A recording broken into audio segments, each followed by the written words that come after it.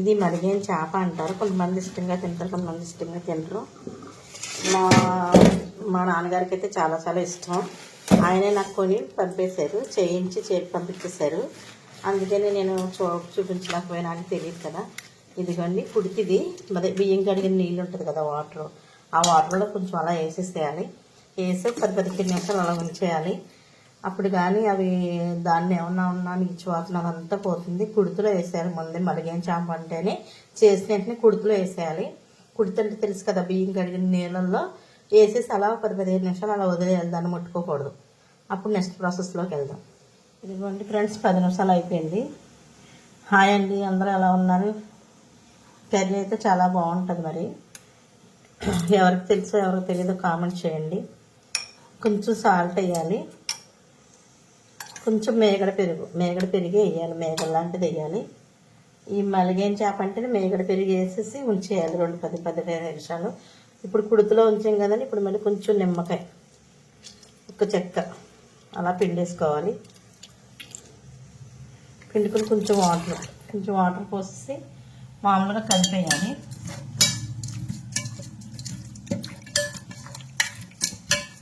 దీన్ని చేతితో ఎలా కలిపినా కానీ ముక్క అయితే ఎడవదు అసలు. ఎలా అయినా మీరు కూరలో కూడా కలిపేయచ్చు. ఇది కుక్కర్లో పెట్టి ఉడకబెట్టాలి ముందు, లేకపోతే కొంచెం పసుపు ఉప్పు వేసి మామూలుగా అయినా ఉడకబెట్టాలి. మామూలుగా డైరెక్ట్ కర్రీ చేయడానికి అవ్వదు. దీన్ని శుభ్రంగా ఉడకబెట్టాలి. ముందు బాగా ఉడికిన తర్వాత దాన్ని అప్పుడు కర్రీ కింద చేయాలి. ఇప్పుడు ప్రాసెస్ అయితే అయిపోయింది. దీన్ని ఒక 10-15 నిమిషాలు ఇలా నీటిలో ఈ పసుపు పెరుగు ఉప్పు వేసాం కదా, ఇలా 10 నిమిషాలు ఉంచేయాలి. నిమ్మకాయ కూడా వేసాము. 10-15 నిమిషాలు అలా ఉంచేసేయాలి. ఉంచేసిన తర్వాత నెక్స్ట్ ప్రాసెస్ వేయాలండి. మేగడ పెరుగు వేయాలి. క్లీన్ అయిపోయింది. మేగడ పెరుగు వేయాలి. కొంచెం పసుపు వేసిన తర్వాత కొంచెం వాటర్ పోయాలండి. ఈ వాటర్ పోసేసి 10 నిమిషాలు అలా వదిలేయాలి. మేగడ పెరుగు వేయాలి. ఎక్కువ మేగడ పెరిగే వేయాలండి ఇందులో. అదే బాగా మంచిగా ఉంటుంది, టేస్ట్ వస్తుంది. ప్లస్ అసలు వాసన అనేది ఉండదు. చాలామంది వాసన వస్తుంది అనుకుంటారు.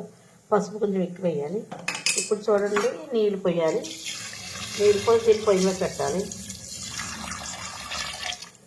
దీన్ని పొయ్యి మీద పెట్టాలి. పొయ్యి మీద పెట్టుకొని ఇదైతే రెడీ అయిపోయింది. మనం స్టవ్ వెలిగించుకోవాలి. ఫస్ట్ ఈ గిన్నె దీని మీద పెట్టుకోవాలి. ఈ వాటర్ సగం వాటర్ అయ్యే వరకు ఉడికించుకోవాలి. చాలా మెత్తగా ఉడకాలి. ఉడికిన తర్వాత నెక్స్ట్ ఇదిగోండి ముక్కలా ఉడికిపోయింది శుభ్రంగా. అలా మెత్తగా ఉడకాలి. ఉడికినప్పుడు చూడండి, ఇది వంట అవదు అంటారు. ఇది ఒక్క చుక్క వేయాలి. ఇందులో ఎక్కువ పోయకూడదు, ఒక్క చుక్క అలా వేయాలి. అప్పుడు మరింత టేస్ట్ వస్తుంది ఈ కర్రీకి. కొంచెం వంట అవదు అలా వేయాలి. వేసిన చేపలు ఇలా ఉడికిపోయినాయి. మలిగిన చేప ఇలా ఉడికిపోయింది, నీట్గా అలా ఉడికిపోవాలి.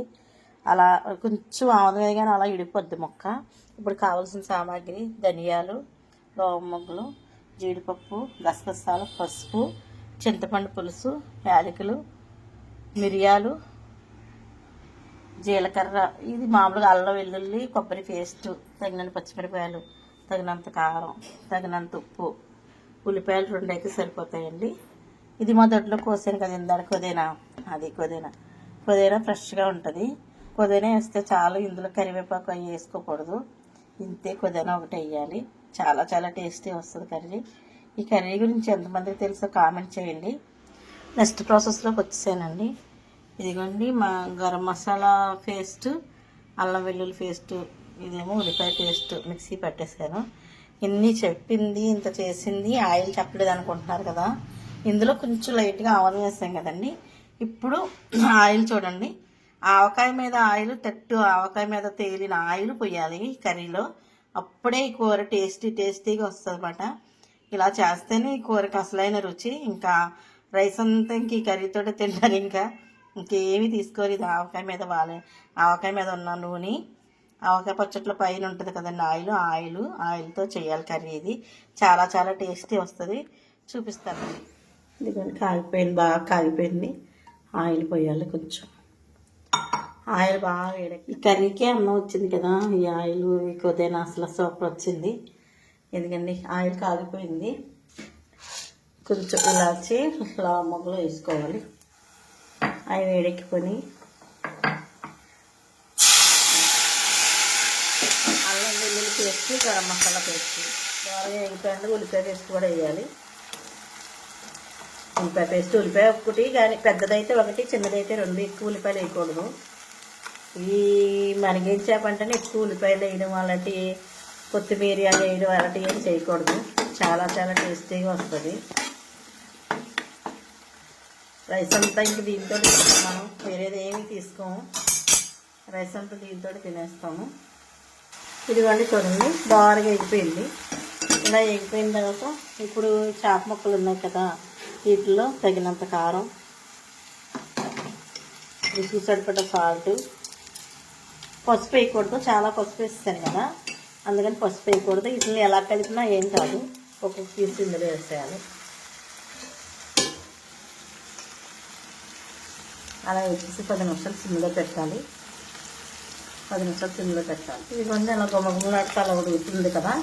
ఉడుకున్నప్పుడు ఇప్పుడు పచ్చిమిరపకాయలు వేయాలి. లాస్ట్లో వేయాలి. పచ్చిమిరపకాయలు అంటే ఫస్ట్లో వేయకూడదు, వేస్తే పేస్ట్ అయిపోతాయి. లాస్ట్లో వేయాలి. అలాగే కొద్దిగా కూడా లాస్ట్లోనే వేయాలి.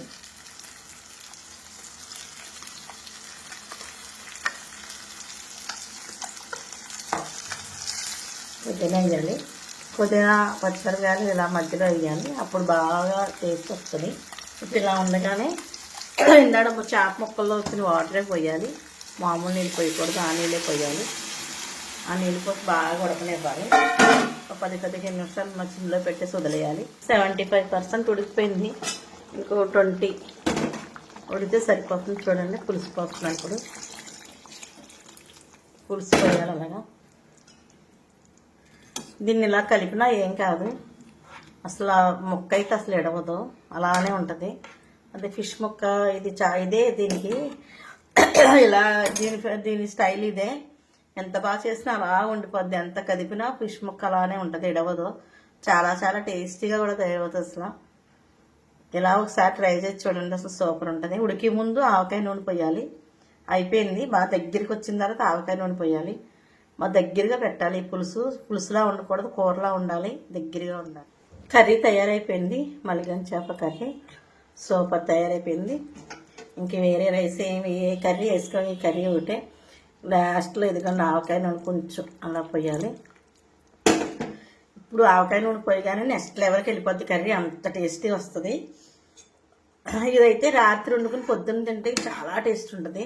కొంతమంది వేడివేడిగా తింటారు, కొంచెం చల్లారిన తర్వాత తింటారు. చాలా చాలా టేస్టీగా ఉంటుంది. ఎందుకంటే ఇలా తయారైపోయింది. ఎంత బాగా తయారైంది చూడండి. కొంచెం ఆయిల్ పోసాము మనం. ఆవకాయ నూనె పోసి ఒక 2 నిమిషాలు అలా ఉడకనిచ్చి దింపేయాలి. ఇంక దీనికి కరివేపాకు, కొత్తిమీర ఏమి వేయకూడదు. ఇలానే ఇలా చేసుకోవాలి. ఇలా చేసుకుంటే అసలు మలిగిన చేప పులుసు ఇంక వేరే ఏది తినరు, అంత టేస్టీగా ఉంటుంది. ఇప్పుడు కొంచెం ఆవకాయ నూనె పోసాం కదండి, ఒక 2 నిమిషాలు అలా మగ్గనిస్తే సరిపోద్ది. గుమ్మగుమ్మలాడే మలిగిన చేప పులుసు రెడీ అయిపోయింది. అబ్బా సూపర్, ఆకలి వేస్తుంది. రండి తినేద్దాం. ఫిష్ పులుసు అంటే ఇష్టం కదా నీకు? ఫిష్ పులుసు అంటే ఇష్టం కదా? ఫిష్ పులుసు తయారైపోయింది. ఎందుకంటే మలిగిన చేప పులుసు తయారైపోయింది. బాబు పెడుతున్నాను. పళ్ళని సరిగ్గా పెట్టు.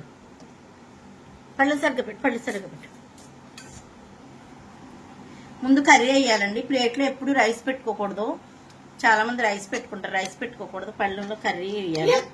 కర్రీ వేసుకున్న తర్వాత రైస్ పెట్టుకోవాలి. అసలు ఈ కర్రీ కోసం సంవత్సరం నుంచి వెయిటింగ్.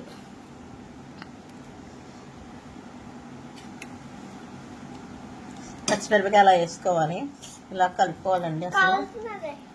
అసలు మామూలు టేస్ట్ కాదు ఇది. అసలు ఇలాంటి టేస్ట్ అసలు గమ్మున ఏ కర్రీ కూడా రాదు, అంత టేస్టీగా ఉంటుంది. ఎన్నో రకాల బెనిఫిట్స్ ఉంటాయి. అబ్బబ్బబ్బా అమ్మా అసలు ఎంత బాగుందో. అసలు రేపటికి అయితే ఇంకా చాలా బాగుంటుంది. అబ్బా కాలుతుంది, వేడివేడిగా ఉంది. పెద్ద పెద్ద ముద్దలు ఏమి తినాలి. ఎలా ఉందో చెప్పు. బాగుంది.